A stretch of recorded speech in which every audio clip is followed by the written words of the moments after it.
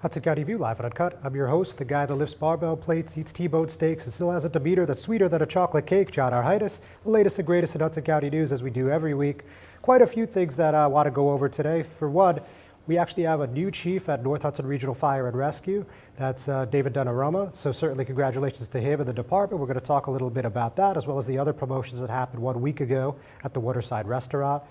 Also of note, over in North Bergen, there was a police ceremony where 8 officers got promoted, including the first corporal in the history of the department. So we want to go over that and what that means moving forward. We're also going to be talking, of course, some politics in the Mile Square City.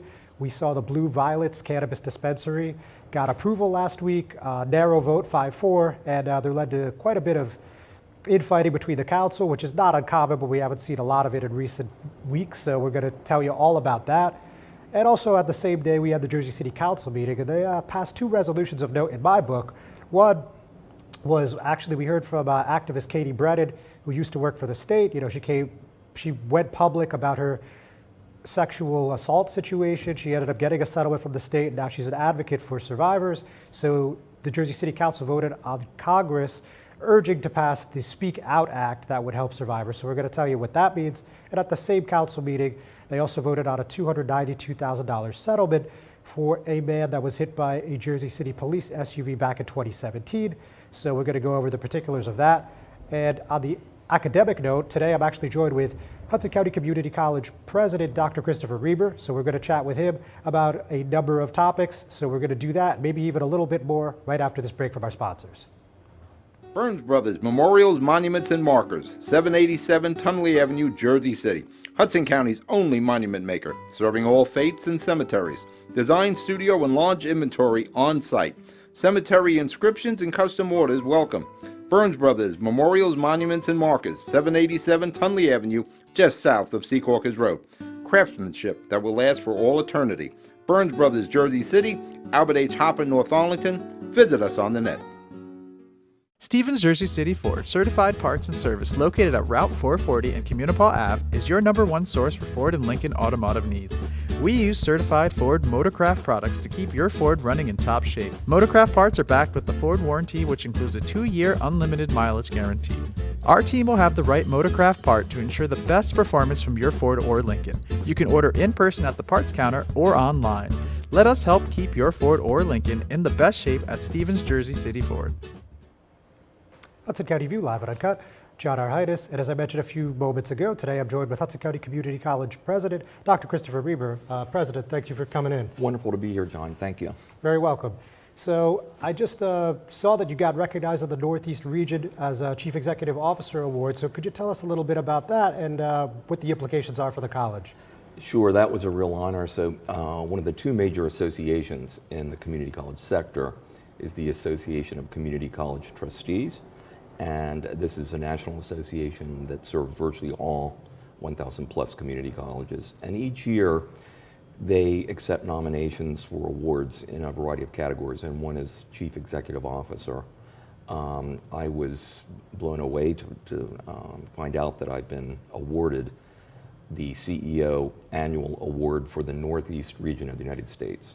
So there are 5 regional awardees, and then one of us will be chosen as the National CEO of the Year at the ACC conference in New York.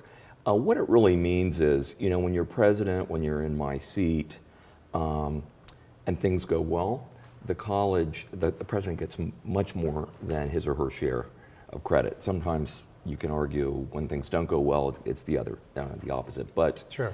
The college is really an inspirational institution that has gained national recognition for truly best practice work, and it's work that's owned by the whole college community, students, faculty, staff, trustees, and those we serve.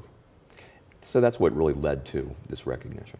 Very cool. And also, and congrats on that. When we're also talking about accreditations, you know, I also noticed that the Hudson County Community College was recognized by another national award, one of 22 in the country, for what they've been doing academically. So again, just a rundown on what that means. Well, it's actually, it's called the Great Colleges to Work For Award, and a national organization called Modern Think, which is associated with the Chronicle of Higher Education, which is the largest publication in higher ed.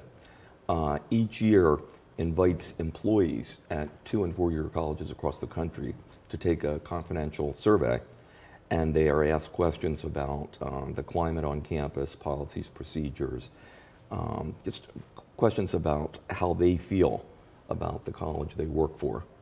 And out of that comes an honor given to a small number of colleges whose employees rate them as great colleges to work for. And we were so honored this year as a result of what our employees had to say about working at Hudson County Community College.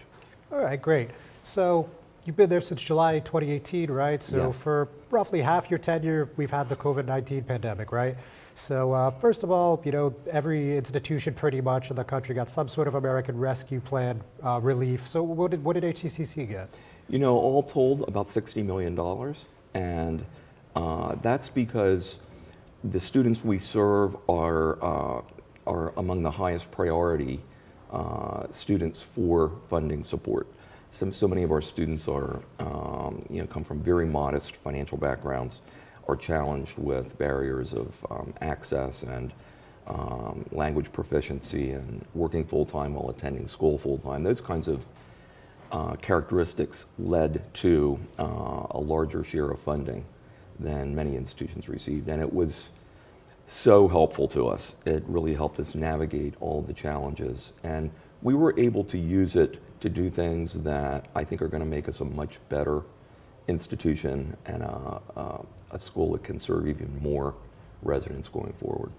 Yeah, I know. I saw that you were able to forgive quite a bit of debt. I believe that was about 5,000 students at millions of dollars relieved, which is obviously great news for them and for their families. So, how did you come to that conclusion that you were able to allocate the funds to that specific endeavor? You know, we have two overarching priorities at the college that I think virtually everyone owns. And this is the result of lots of engagement of students, faculty, staff over time. The two priorities are student success, meaning we want to continue to get better and better at not only bringing students through the front door, but helping them finish, helping them transfer or achieve to a 4-year school, to gainful employment, in other words, to be successful in reaching their goals. The other is diversity, equity, and inclusion, really trying to be a best practice institution in advancing and supporting equity and DEI principles in everything that we do.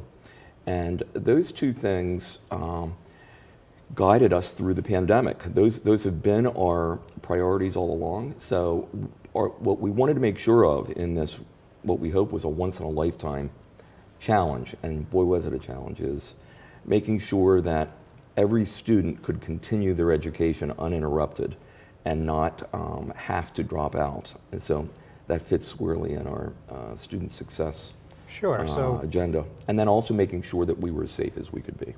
So erasing that debt was a no-brainer. Students had so many challenges that we were helping them support that using the stimulus money to just wipe out all outstanding financial balances for every student who had them was something we were proud to do. All right, very good. Doctor, don't go anywhere. Ladies and gentlemen, don't go anywhere. We're actually just going to take a quick break. We'll be right back. Consumer Carpets, 3408 Kennedy Boulevard in the Jersey City Heights, your one-stop store for residential and commercial floor treatments, carpeting, linoleum, tiles, laminates, hardwood floors, area rugs, remnants, all major brands, all in stock. Free estimates, same-day installation. Consumer Carpets, it's savings, selection, installation. Credit cards and debit cards accepted. Financing available. Consumer Carpets, price to fit your budget, installation to fit your schedule. On the net at consumercarpets.com. Consumer Carpets, Jersey City, 201-792-2712. Good Friend Self-Storage in North Bergen, New Jersey is a fully climate-controlled facility equipped with state-of-the-art security, packing supplies, a Refer Friend program, and multiple loading docks convenient for commercial use. Located just off of Route 3 at 4301 Tunnelly Avenue, Route 1 and 9. Call 201-867-2444 or visit us on the web today. Good Friend Self-Storage. Let us be your good friend. Hudson County View live at Uncut, Chad Heinis, and I'm still here with Hudson County Community College President Dr. Christopher Reber. So we were just talking about federal relief. So obviously $60 million of that debt relief outstanding for students. Does that present any challenges moving forward though? Because obviously you won't have that federal relief going forward in your budget. So does that make anything more complicated in the next year or two? Well, we tried to allocate that money to address one-time needs that would also have a sustainable impact going forward. So in addition to that debt relief that we talked about, we invested millions of dollars in technology, immersive telepresence video technology, ITV. This is state-of-the-art, large screen technology that allows us to connect classes at different locations. So for example, we can have a section at our North Hudson campus in Union City and a section at our Journal Square campus. They're joined. The camera follows people who speak. It's almost like you're there. And we invested in 50 classrooms. We put this technology in 50 classrooms. And we also invested in overhead technology. So for example, in our kitchens, in our nationally ranked Culinary Arts Institute, students can now take courses virtually and they can see what's being done from above. Same thing in our STEM facilities. So this technology, it's also allowing us to have meetings without people having to drive and park. It's going to, it already is, but it's going to over time help us serve many more students who can't be sometimes at a class at one particular time on the ground. We've been really increasing the number of fully online programs and hybrid programs so that we're accessible to more students. We were able to use this technology, which now is forever here. Nice. And I think that's one of many examples of how the stimulus funding has made us a better institution, but we're not reliant on that funding going forward. All right, point taken. That hybrid you mentioned, where people are at multiple locations, I'd like to see that one of these days. But yeah. With that said, one more on the federal relief. So when we were in the midst of COVID, obviously we're not quite out of the woods, but when we were really in the thick of it, would you say enrollment and graduation was steady, decrease, or increase? In the fall of 20, our first full semester after the on-site of the pandemic, our new student enrollment was down 40%. And our continuing student enrollment was also down. So we were way down, which was absolutely consistent across the country for institutions like ours that serve urban, diverse, at-risk populations. What I'm so proud to tell you, though, is that our whole college community came together throughout the pandemic, worked together virtually, professional development for both learning online and teaching online, and supporting one another. I would also add, there were two pandemics. In addition to the COVID-19, there was the racial and social injustice and violence pandemic, which affected our community and our larger community, I think equally, if not more so than the health pandemic. So we were navigating both those together, and slowly our enrollment has steadily increased to the point that we are now up this fall for the first time since the pandemic started by about 2%, and the trend line is just going to continue. And so meanwhile, we're now able to serve more students, as we talked about earlier, through some of the technology that's present. The other thing I just want to emphasize is we've also been very focused on retention, not just recruitment, not just how many students are coming in the fall, but keeping our students to the finish line. And so we've joined a national reform network of high-achieving community colleges called Achieving the Dream, nice. Which uses data and best practice to inform how we can systematically remove barriers that keep students enrolled. And we are seeing our retention numbers go up significantly as well. So when you're talking about this social justice pandemic that was happening concurrently, could you elaborate on that? And also, would you say that led to the formation of this Call Hudson Home effort? Absolutely. Thank you, John, for that question. Yes. When this first hit, I have to be honest, I'm not usually a person that doubts himself. Maybe I should more than I do. But I wasn't sure I was up to leading us through this. I had real doubts. And what quickly happened is just a coalescing of people, students, faculty, and staff coming together and helping one another. And so we had a return to campus task force that was working, some 40 members, working on navigating all the issues, developing new policies and procedures. We did things like pass-fail grades for students that weren't comfortable with online learning, all the health protocols that went into place. And as part of this, people met across the college, started organizing almost organically virtual events, meetings to offer support to one another, training sessions. When there was a tragedy, as we had so many nationally and locally, the anti-Semitic shootings here, all of the tragedies, Floyd, the killings across, killings across the country, our community came together and we commiserated and we talked with one another and we supported one another. And a series of programs started happening, like Same, Different, like Want to Talk About It, that were led by different members of our community just to engage people while we were all separated physically. And out of that came, ironically, probably a period of the greatest engagement of college community members with one another that we've ever seen while we were all physically separated. Doc, thank you very much. Everybody was attending, and so we've learned so much.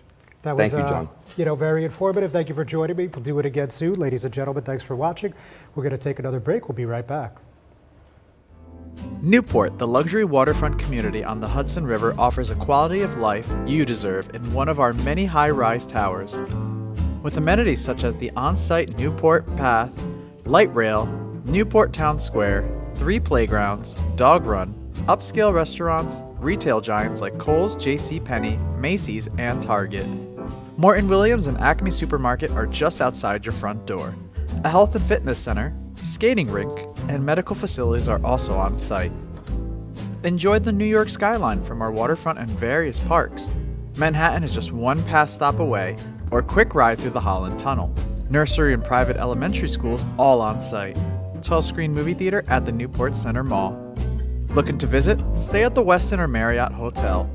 For more information, visit us at newportnj.com. Make lasting memories to cherish forever. It's incredible. It's you, Newport. Live like you want. Introducing the all-new Ford Maverick. A truck for people who do stuff. And people who make stuff. People like Gabrielle Union. I make this look good, don't I?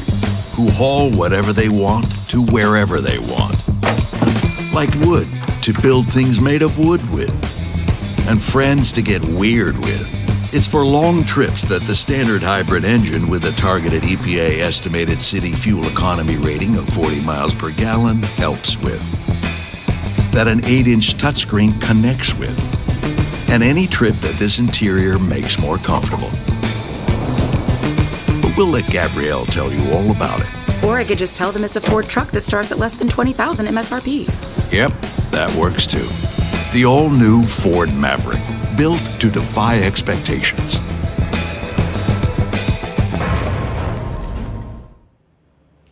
Hudson County View live at Uncut, John R. Heinis. So let's talk a little public safety in North Bergen, as I mentioned at the top of the program. First of all, we want to talk about what's happening at North Hudson Regional Fire and Rescue. We actually have a new chief there.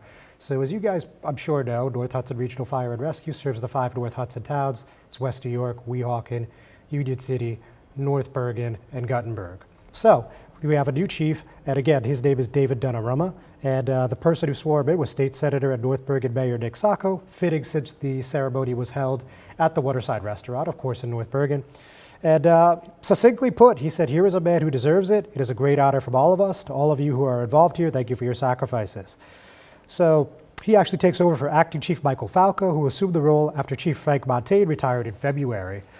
And he then swore in Glenn Galvin as Battalion Chief, while Gary Colombo and Kevin Todd were both promoted to the rank of Captain. And, the chief had some interesting remarks. He said, "It's a pretty good day for us. There are many great warriors at our fire department. It will be my honor to represent them as their fire chief. Each and every day I'll be looking out for your safety and taking care of everything for you guys." That part, of course, not particularly unusual. But he then said, I will tackle problems before they become political problems, hopefully, I might add. We're going to protect the public while providing safety to our first responders. The idea is to ensure maximum effort with minimum risk. It's a tough task, but I'm sure my team is up for it. And we heard from Weehawken Mayor Richard Turner, who's the chair of the North Hudson Regional Fire and Rescue Board as well. And he joked, you heard it first, the chief is going to spend money and he's going to handle all the political problems in North Hudson. You'll never see him. So that's kind of funny for those of you that are really into the inside baseball, which I imagine you are if you're watching at this moment in time. So congratulations again to those promoted and to the new chief. And we're actually going to move on to the police department now. The reason that I thought this was particularly notable is that we actually have our first corporal. This is a rank you don't really see much in New Jersey, but you have seen some municipalities start to implement it. For example, North Haledon brought this in just this past summer, and now North Bergen is doing it as well. So just a quick rundown of those that got promoted. Sergeant Jason Appello is now a lieutenant. Detective Anthony Ortiz moved up to sergeant. Detective Gary Lohman assumed the rank of corporal, while police officers Andrew Mejia, Felice Vargas, Michael Whalen, Brian Suarez, and Samantha Sexton were promoted to detectives. So, of course, we heard from Police Chief Peter Facilis. He joked that back when he was a young guy on the force, they used to just give you a badge and a baton, and they'd say, go out and get him, kid. And obviously, times have changed quite a bit since then. And we also heard from Public Safety Commissioner Alan Pasquale. And he said, we're promoting new police officers. We're staying on the cutting edge of policing. And as the public safety commissioner, it makes me proud. Again, succinct and to the point. But with that, we also heard from Sacco again. And interestingly, he actually touched on the defund the police movement that came in the wake of George Floyd's murder. And to the surprise of probably no one, this is not something that got serious consideration in North Bergen. He said, when the rest of the country were yelling and screaming about defunding the police, we never even thought about it. To me, it was one of the silliest things people could be saying. We already had community policing. We already had our police department working with the children. Beyond that, just for those of you wondering, like, what exactly does corporal mean? It's actually falls above a detective and below a sergeant, and they still patrol and investigate crimes and have some supervisory duties as well. And the North Bergen Police Department at this moment has 136 active officers, with nearly 2/3 identifying as Latino, which is growing in proportion to their general population up north. So let's head back up south for a moment now and talk a moment about the Hoboken City Council meeting. So you certainly followed what's going on with cannabis, legal cannabis in the Mile Square City. Obviously, this has been a point of contention for many months, probably getting closer to a year now at this point. But nonetheless, my guest last week was Second Ward Councilwoman Tiffany Fisher, and we'd heard about this ongoing feud over Blue Violets, and they were looking to be the first dispensary to get full approval from the city. That means clearing the Cannabis Review Board, clearing the Planning Board, and then the City Council, which was on Wednesday. And what was interesting is we heard from the Blue Violet CEO, and we heard from a number of who obviously was in favor. We heard from a number of residents who were against. A lot of them were basically very cautious, very pessimistic, very, you could say, just against the fact that this is in close proximity to a school. And, about a dozen people said this, with varying degrees. And what's interesting is that the council approved it 5-4, and quite a few people, the council president, Mike Russo, Councilwoman at Large, Emily Jabor, they kind of just wrote this off as the pro-cannabis people had been bullied out of the room, and the anti-cannabis people had kind of just taken the microphone hostage here, and it ended up passing 5-4. So those that voted in favor were Council President Mike Russo, Councilwoman at Large Emily Jabor, 5th Ward Councilman Phil Cohen, Councilman at Large Joe Quintero, and Councilman at Large Jim Doyle. So this cannabis thing is going to be going for a while. Obviously, the other dispensary that's got a lot of attention, Story, hasn't gotten a vote yet at the planning board, so we're going to see that hopefully by the end of the fall. But, this thing's taking a really long time. With that, we're going to take one more break. We'll be right back. Panapinto Properties, Jersey City, shaping the workplace with state-of-the-art office spaces and addresses your company desires. Building residences that define your home environment, adjacent to all modes of transportation with on-site parking available. The right address, the right lease. Call 201-521-9000 or visit online at panapintodevelopment.com. Panapinto Properties, building Jersey City for everyone. Hudson County View live on Uncut, John R. Heinis. So I usually don't talk a lot about crime, but I'm going to take a couple minutes here because there was actually 2 fatal incidents in 2 municipalities where we rarely see any violent crime at all. One was in Kearney and one was in Hoboken. So first, let's talk about what happened over in West Hudson. And we heard on last week that 2 men have actually been charged with desecrating human remains as part of a Kearney death investigation into a man with stab wounds that was found dead. So like I said, extremely unusual for Kearney and for West Hudson. And in this particular case, Matthew Coachill, he's 32 of Kearney, was, like I just said, charged with 1 count of desecrating / disturbing human remains. That's a 2nd-degree crime. And there's a co-defendant in the case, Elliot Barton, 39 of Kearney, charged with the same thing. We don't have any elaboration what the desecration exactly means here, but just really bizarre stuff. On Tuesday, September 20th, at approximately 5:45 a.m., the Kearney Police Department received a 911 call regarding an individual lying on the ground in the area of Belgrove Drive and Afton Street. Responding officers located a man, later identified as Corey McFadden, 34, with multiple apparent stab wounds to the lower body. He was pronounced dead at the scene at 6:20 a.m. That's according to the Hudson County Prosecutor's Office, and of course this matter is still under investigation. Now, going over to the Mile Square City, this is the first homicide in a little over 2 years. There was a fatal shooting on Marshall Drive early Sunday morning, about 3:30 a.m. And the first one that actually gave us any information on this was 4th Ward Councilman Ruben Ramos. Of course, he's the local municipal representative for that region.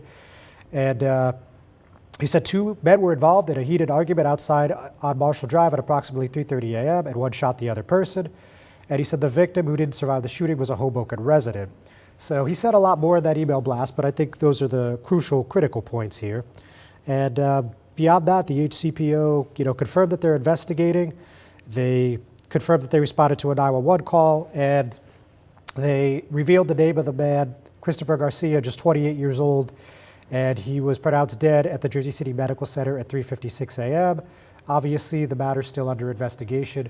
Our thoughts and prayers with the friends and family. Very unfortunate set of circumstances, of course. So quite a few more things, but obviously we're short on time. So quickly, Jersey City Council, that $292,000 settlement was for Sherrod Cooper. This was an incident that was back on August 7, 2017, where there was a police pursuit in Audubon Park. He was suspected of having drugs on him, and a police sergeant at the time, John Ransom, hit him with his car twice. It was an SUV. This was caught on surveillance video. It ended up going up to the Hudson County prosecutor, and he ended up losing his job and could not have any more public employment, though it avoided jail time. So many years later, the council on Wednesday approved this settlement as part of the consent agenda. There's a little more to that story, of course, but due to time constraints, I'm going to leave it there. Also, we mentioned the Speak Out Act and that resolution that they voted on. The reason, again, that I thought this was interesting was Katie Brennan actually addressed the council, and given her whole very public situation that made national headlines a couple years ago, it was interesting, and I also thought it was interesting that Wardy Councilman James Solomon sponsored the resolution. Of course, it passed unanimously. Those 2 measures, both 8-0, with Ward A Councilwoman Denise Ridley absent. Finally, I would be remiss if I did not talk about County Executive Candidate Craig Guy, Tom DeJesus' current Chief of Staff, having his campaign kickoff on Wednesday. Certainly a success by any metric, about 500 people, cleared 6 figures. You had Governor Phil Murphy there, Assembly Speaker Craig Coughlin, several others from outside the county.